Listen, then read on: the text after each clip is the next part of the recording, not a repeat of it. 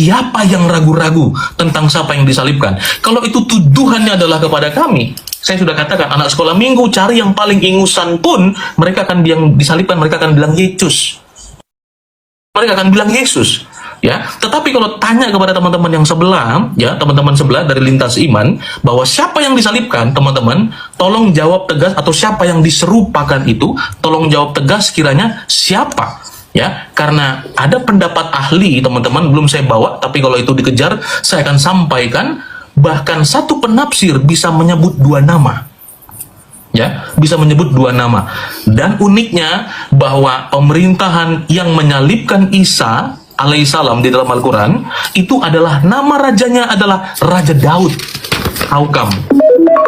Oke, waktu sudah habis. Oke. Terima kasih Bang Jeki. Nah, tadi bunyi Ca. Oke, ini saya terima Ca. Bang Jeki, terima Bang. Terima. Gak usah lah. Nah, Oke, ini saya mau ini saya bilang dulu ya ke moderator okay. Tugasnya timer, malah ikutan. Jangan moderator ini biar ikutan. Saya harus pertegas lah, Nandar. Apa yang kalau misalkan nggak dipertegas nanti kamu nanya lagi nggak bisa. Saya nggak butuh penegasan dari moderator. Saya sudah tahu, dan Bang Jeki tanyanya simple, jelas, padat. Jadi saya tahu apa yang ditanyakan Bang Jeki. Oke, baik. Begitu, saya tahu. Baik. Oke, baik. Oke, kita mulai ya dari sekarang ya. Oke, silakan. Ya, baik. Oke, Bang Jeki bertanya di ayat ke-157 Quran Surat An-Nisa, siapa yang ragu-ragu di sini? Yang ragu-ragu di sini adalah orang-orang yang ada dan hadir pada saat itu. Ya, sebagaimana dikatakan di sini, wa innal ladzina ikhtalafu fihi lafi syakkim minhu. Ya, ma lahum bihi min ilmin illa tiba'adh-dhanni wa ma qataluhu yaqinan. Artinya apa? Sesungguhnya orang-orang yang berselisih paham tentang pembunuhan Isa, benar-benar dalam keraguan tentang yang dibunuh itu. Makanya di kalangan kekristenan sendiri memang dalam keraguan. Kalau Bang Jeki bertanya, Bang Nandar, coba tanya anak-anak sekolah minggu. Anak-anak sekolah minggu tidak pernah menyaksikan kejadian itu. Makanya hanya mengikuti dogma dan doktrin bapak-bapak gereja atau bapak-bapak pendeta. Kita lihat sejarah, Bang Jeki. Kita lihat ya, ini saya punya buku. Ini buku dari Kristen. Terserah kalian tolak atau tidak, ini bagian dari sejarah ya, menguak Injil-Injil rahasia. Ini yang ngarang bukan umat Islam ya, ini seorang pastor kalau tidak salah. Silakan dicek ya, ini biografinya tuh. Oke. Kita lihat teman-teman. Benar enggak orang-orang yang berada pada abad itu dalam keraguan nih? Menurut Basilides, Yesus menyerahkan salibnya kepada Simon dari Kirene, dan dengan suatu cara Yesus berhasil mengelabui mata semua orang ketika Yesus meminjamkan bentuk raganya kepada Simon. Pada saat penyaliban, Yesus memandang kejadian itu sambil tertawa, dan sesudah itu ia naik kembali kepada Bapaknya. Ternyata di abad pertama, lihat Pak Jeki ya, Basilides ini hidup di abad pertama loh. Ternyata ini mengalami keraguan-raguan loh.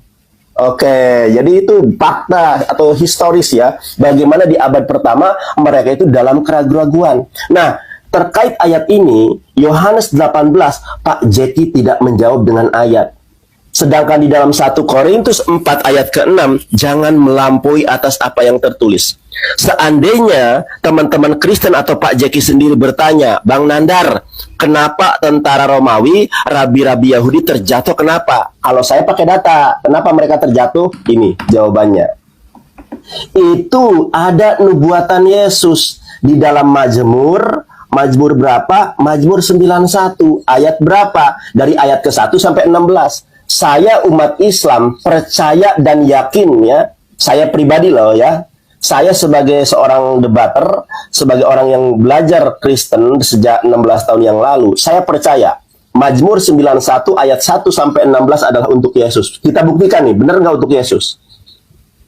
Di dalam Mazmur 91 ayat 10, malapetaka tidak akan menimpa kamu, dan tulah tidak akan mendekat kepada kemahmu. Lihat ayat 11-nya. Sebab malaikat-malaikatnya akan diperintahkannya kepadamu untuk menjaga engkau di segala jalanmu. Ini berbicara tentang siapa? Ini berbicara tentang Yesus. Coba lihat nih.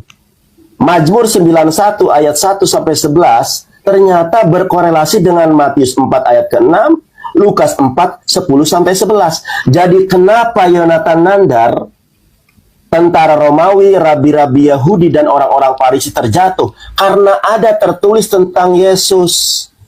Malapetaka tidak akan menimpa kamu.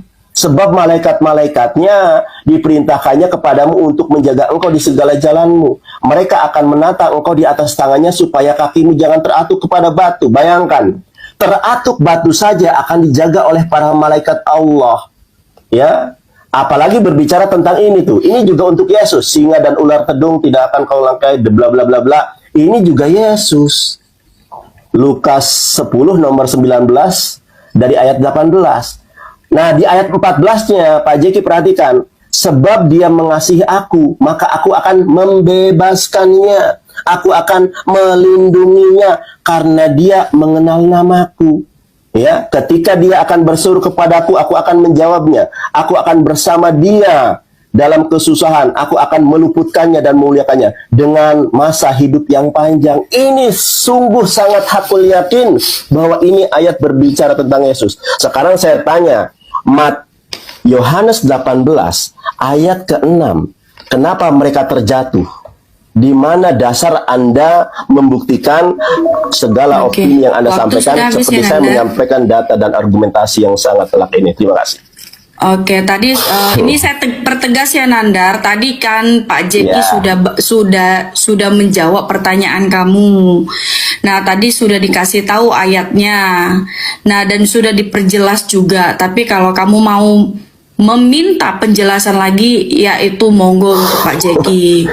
Nah, silakan. Karena dan juga kalau saya tadi pakai ayat saya. Ya, nah tadi juga ya itu Nandar belum menjelaskan ya yang dikatakan kronologi peristiwa yang salah. Tapi oke, silakan Bang Jeki sendiri, kita mulai dari sekarang. Ya. Baik, ya terima kasih untuk argumentasinya. Sekali lagi teman-teman sekalian, kalau tadi dikatakan bertentangan, ini kasusnya sama ketika Pak Esra Soro berdebat dengan Kainama adalah problem tafsir. Maka Alkitab itu terlihat bertentangan karena yang menafsir, ya, bukan karena Alkitab itu sendiri. Misal, ketika tadi Bro Nandar membawa saya kepada jangan melampaui apa yang tertulis, Bro Nandar bawa apa yang tertulis, tetapi tidak sesuai dengan konteks. Itu yang pertama. Bahwa kalau tadi, dan Bro sendiri yang kemudian menyatakan kebenaran itu di depan mata, misalnya begini, tadi membawa itu pasti malaikat, ya, karena itu adalah nubuatan di dalam Mazmur. Tetapi sayangnya yang dibawa itu tadi sama sekali tidak mengutip bagian penyaliban, ya, tidak mengutip. Misalnya, perhatikan ya teman-teman, ini menarik sekali, ya. Ini, bentar ya, Cak. Balik kameranya gimana nih ya? Balik kameranya gimana ya, teman-teman? Balik, sebentar saya bantu ya. Oke, saya jeda dulu ya. Sorry ya, Nandar ya. Pak Jeki ya. Ini saya jeda ya, Nandar. Bisa jeda dulu ya. Pojok bawah, iya, dijeda dulu. Di waktunya di pause dulu. Di mana? Pojok kanan bawah ada titik 3. Nah, di situ nanti bisa balik kamera. Bisa? Pojok kanan bawah ada gerigi. Nah, siap. Lanjutkan waktunya, Cak. Terima kasih. Oke, kita mulai ya. Nah, enak kan kalau gini? Oke, baik. Oke, silakan. Lanjut ya. Baik, ya, silakan. Nah, jadi begini, tadi kan dibawa, Bro Nandar bawa teks yang itu, bisa di zoom kok. Nah, jadi gini, ya. Jadi karena dilindungi, kakinya tidak akan terantuk oleh batu, kan begitu ya. Nah, tetapi kan sebab malaikat-malaikatnya akan diperintahkannya kepadamu untuk menjaganya, ya, di dalam segala jalanmu. Wah, karena ayat inilah maka orang-orang itu terjatuh. Ya, nah Alkitab itu memberikan kita catatan kaki, memberikan kita paralelitas, ya. Nah maka di sini teman-teman lihat, ini kan tadi udah dibuka sama Bro Nandar, ya. Matius 4 ayat 6, Lukas 4 ayat 10 dan 11, tidak ada mengutip Yohanes 18. Gitu loh. Nah, maka daripada itu, teman-teman sekalian, memang yang disampaikan yang tertulis, tapi konteksnya tidak tepat. Ya, karena konteks ini berbicara tentang bagaimana iblis itu dicobai. Yesus itu dicobai oleh iblis waktu itu. Ya, itu dia. Nah, maka teman-teman sekalian, waktu iblis suruh Yesus lompat ke bawah, nah, Yesus katakan, jangan engkau mencobai Tuhan Allahmu. Haleluya. Nah, oleh sebab itu teman-teman sekalian, ya, inilah yang tadi saya katakan, problem tafsir, ya, bagaimana ayat-ayat yang dipaksakan agar kemudian maknanya menjadi seperti itu. Jelas tidak, teman-teman sekalian, ya. Nah, kemudian teman-teman, sekali lagi ya, tadi mengenai kronologis saya belum mendapat jawabannya, teman-teman. Ya, tapi malah misalnya pergi ke Injil atau ajaran daripada Basilides. Saya tidak menyangka bahwa ini akan keluar pada malam hari ini, karena ini akan menjadi strawman argumen. Kenapa? Karena Injil Basilides itu adalah pengajaran bidat. Ya, pengajaran bidat di abad pertama orangnya, Injilnya pada abad ketiga. Ya, itu dia. Nah, itu bisa kita lihat, teman-teman, itu resource-nya gampang sekali untuk teman-teman temukan, ya. Mau lihat di internet juga boleh, ya. Misalnya Injil Basilides, ya. Injil Basilides itu bukan muncul abad pertama, ya. Dia munculnya itu pada abad yang ketiga, ya, abad ketiga. Tapi ajaran itu sendiri, ya, itu sudah orangnya itu antara tahun 1, ya, antara tahun 117 Masehi sampai 138 Masehi. Dan itu doketisme. Ya, doketisme. Kenapa, teman-teman sekalian? Dia itu tidak percaya, ya, bahwa Yesus itu memiliki kemanusiaan. Ya, itu dia, karena kemanusiaan itu fana, kemanusiaan itu tidak berarti, jadi tidak mungkin dia punya kemanusiaan yang bisa disalibkan. Ya, jadi ini akan strawman argumen, karena ini tidak diyakini oleh orang Kristen. Ya, jadi jangan merasa menyerang orang Kristen dengan apa yang kami tidak yakini. Ini strawman argumen. Nah, maka teman-teman sekalian, saya bawa satu pendapat tentang siapa yang ragu-ragu, karena clear and fix di dalam Al-Quran tidak disebut siapa yang diserupakan. Tidak pernah ada. Maka kalau karena tidak pernah ada, kenapa misalnya salah satunya adalah Bung Nandar bersama juga dengan teman-teman yang lain itu bisa ngomong Yudas? Segala sesuatu yang ada dalam Alkitab sepertinya itu ada arabisasinya. Ya, yaitu misalnya Abraham jadi Ibrahim, ya, Salomo jadi Sulaiman. Kalau Yudas kok enggak jadi Yudas atau jadi Yudut atau apa, ada arabisasinya. Langsung belas diambil Yudas gitu, teman-teman. Kenapa? Ya karena memang tidak pernah dikenal. Ya, tidak pernah dikenal, baru muncul kemudian, ya, itu ada dalam tafsir-tafsir. Ya, maka saya minta, adakah satu tafsir, saya sangat menerima tafsir yang bisa menegaskan ada satu orang atau mendukung argumen daripada Bro Nandar bahwa itu adalah Yudas. Ya, seperti itu, teman-teman sekalian, tanpa Alkitab. Silakan. Oke, terima kasih, waktunya sudah selesai. Kita lanjut ke Nandar. Terima kasih, ya. Pak Jeki. Minta tafsirnya ya, Nandar. Sama tadi apa namanya? Oke, Ica, timernya kronologi peristiwa, ya. Iya, tahu. Oke. Udah, Ica nggak usah menjelaskan, Ica timer aja. Saya sudah tahu kok, saya bukan orang bot kalau kau bukan. Tapi tadi Iya, tadi nggak ada Ica ini gimana sih? dijawab. Ica, Saya biarkan cuman penonton nanti. Iya, saya cuman kasih Baik. tahu saja, mengingatkan. Lu bersyukur gua Baik. ingetin. Iya. Saya tahu, Oke, sudah kita mulai tahu. ya. Oke, silakan. Kita mulai dari sekarang, Nandar. Silakan. Baik. Nih Pak Jeki, ya, kalau kita lihat tafsirannya sangat jelas nih. Terjadi perselisihan sengit antara orang-orang Yahudi dan Nasrani mengenai perkara Isa dan kehidupan mereka. Nah, ini jelas berbicara tentang apa? Tentang kronologi orang-orang Yahudi dan orang-orang Yahudi, orang-orang Romawi, kemudian mereka menyalib Yesus, ya kan? Tetapi Allah menyelamatkan Yesus. Dan Bang Jeki tadi bertanya, siapa yang ragu-ragu ini? Jelas loh tafsirannya. Kalau saya baca semua, waduh, nggak bakal selesai, teman-teman, ya. Jadi ayat di dalam An-Nisa 157 yang berbicara tentang bagaimana Nabi Isa alaihissalam tidak disalib, kemudian di sini ada penjelasan mereka tidak mempunyai keyakinan tentang siapa yang dibunuh itu, berbicara tentang orang-orang Kristen dan Yahudi. Masalah Bang Jeki percaya atau tidak, Saya bisa membuktikannya. Kalau di abad pertama ada orang yang berselisih paham tentang penyaliban. Jadi kalau Bang Jeki tanya ke anak sekolah minggu, mereka hidup di abad ini, bukan 2000 tahun yang lalu. Oke, saya kembali sekarang. Ya, Bang Jeki silakan baca tafsirnya lengkap di situ. Bang Jeki, perhatikan ini Bang Jeki ya. Mazmur 91 ini sangat erat kaitannya. Kalau kita belajar ilmu hermeneutik, ada namanya tafsir bil maksur. Tafsir bil maksur itu adalah menafsirkan ayat dengan ayat gitu loh. Kenapa Yesus terjatuh? Karena ada tertulis tentang, kenapa tentara Romawi, rabi-rabi Yahudi, dan orang-orang Farisi terjatuh? Karena ada tertulis tentang Yesus. Ini kalau saya baca semua, saya begitu yakin ini adalah untuk Yesus. Nah, di sini dikatakan engkau hanya menontonnya dengan matamu sendiri dan melihat pembalasan terhadap orang-orang fasik. Siapa orang-orang fasik itu? Ya, orang-orang Romawi, orang-orang Yahudi yang mau menangkap Yesus. Makanya ada juga ayat berbicara. Coba perhatikan Bang Jeki ya. Mazmur 69 ayat 23. Biarlah mata mereka menjadi gelap sehingga mereka tidak melihat. Buatlah pinggang mereka goyah senantiasa.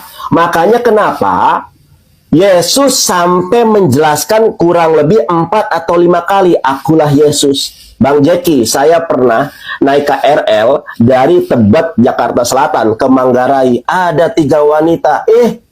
Bang Nandar ya, minta foto dong. Saya nggak pernah mengenal mereka. Dan saya tidak pernah bertemu sebelumnya. Tetapi mereka bisa mengenal saya. Karena lihat YouTube Yonatan Nandar. Yang belum subscribe, tolong di-subscribe. Ini tentara Romawi memang katakanlah tidak kenal Yesus. Rabi-rabi Yahudi kenal Yesus. Orang-orang Farisi kenal Yesus. Masih nanya, siapa yang kamu cari? Yesus dari Nazaret. Kalau kenal, seperti wanita yang sudah saya tadi jelaskan. Harusnya, siapa yang kamu cari? Aku cari kamu. Ini malah, siapa yang kamu cari? Aku cari Yesus dari Nazaret. Padahal yang di depannya adalah Yesus. Kenapa mereka tidak bisa melihat Yesus? Ada ayatnya. Nih, biarlah mata mereka menjadi gelap sehingga mereka tidak melihat. Buatlah pinggang mereka goyah senantiasa. Kenapa mereka kemudian terjatuh lalu rebah ke tanah? Karena ada tertulis tentang Yesus. Di mana itu?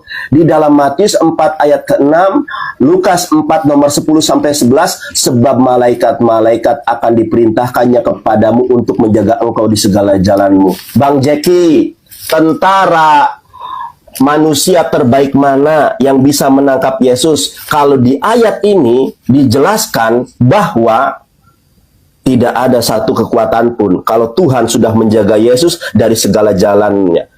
Nanti ini karena waktu dibatasi ya, jadi saya nggak bisa eksplor banyak. Mazmur 91 ayat 1-16, saya Muslim, tapi saya percaya 100% Mazmur 91 ayat 1-16 adalah untuk Yesus Kristus. Sangat jelas di ayat 15 dan 16-nya. Dia akan berumur panjang. Siapa nabi yang berumur panjang kalau bukan Yesus? Nah, sekarang kembali. Saya sudah menjawab dengan ayat. Yohanes 18 ayat ke-6. Kenapa mereka terjatuh? Kalau Bang Jeki mengatakan itu kuasa, saya juga bisa mengatakan itu kuasa. Tetapi ada tertulis, jangankan teratuk batu, ya. Jangankan ditampar, jangankan disalib, teratuk batu saja akan ditompang oleh para malaikat Tuhan. Sekarang coba Anda jelaskan, kenapa mereka terjatuh berdasarkan ayat-ayat Bible. Terima kasih. Iya, silakan Pak Jeki. Kita mulai dari sekarang ya Bang Jeki ya.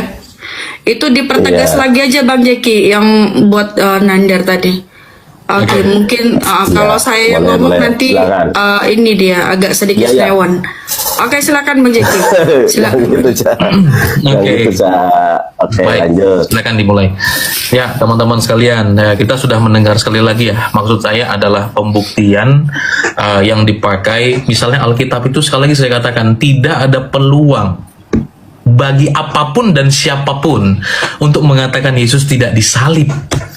Maka yang harus dikejar di saya, karena mungkin menurut saya tidak ada bagian yang lain selain daripada mengejar terjatuhnya mereka semua, dan kemudian itu dikorelasikan bahwa apa apa itu? Jadi Yesus dalam konteks tersebut baik dia dijaga, dilindungi, terus itu setelah itu apa? Apakah peristiwa penyaliban terjadi atau tidak? Ya, itu yang pertama.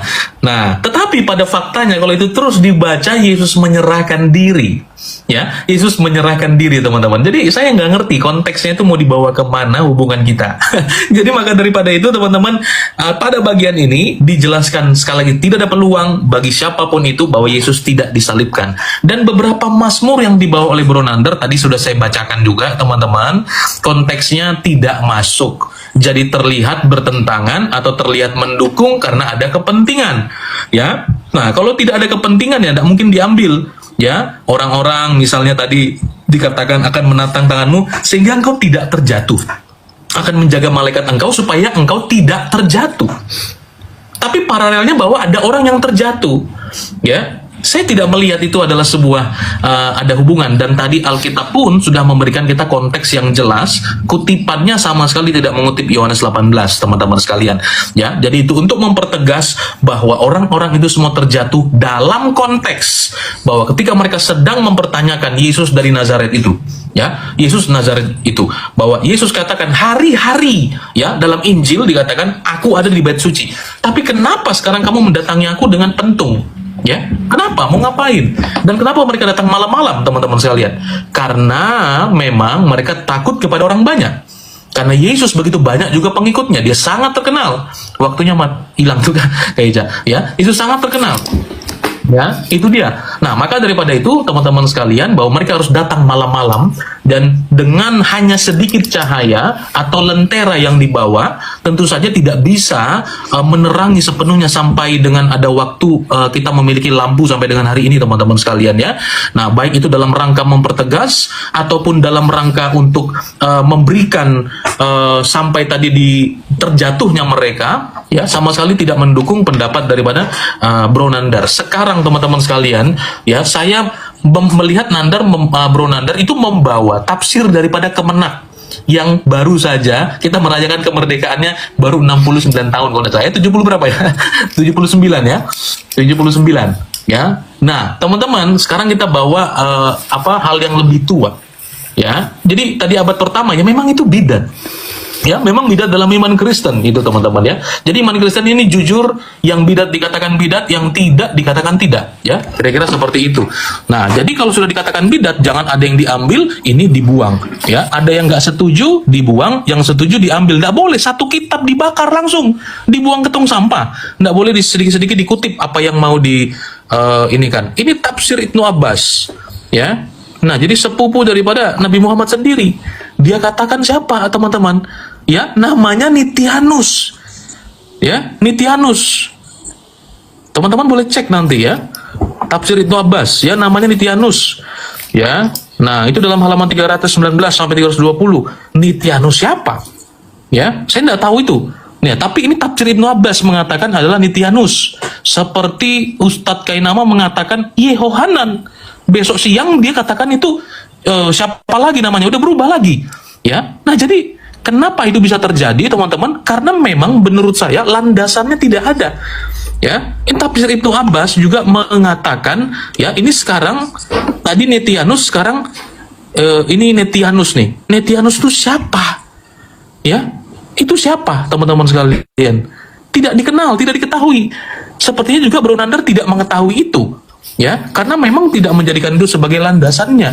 Ya, sedikit lagi teman-teman, kalau kita mau lihat tafsir At-Tabari, ya, tafsir At-Tabari mengatakan siapa? Sarjas. Lah, Sarjas siapa? Sarjas ini siapa?